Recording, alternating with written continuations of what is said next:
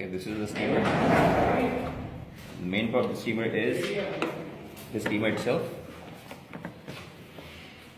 There are three different options, which is one for the whole room, just to make sure you just turn on and it will give you the steam all across the room.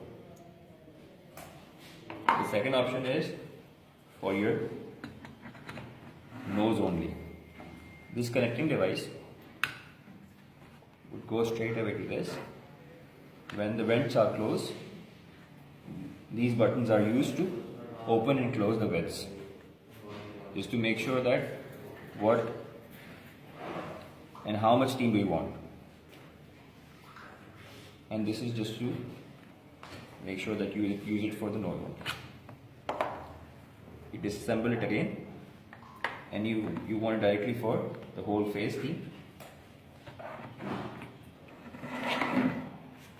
Now you can use it for the face.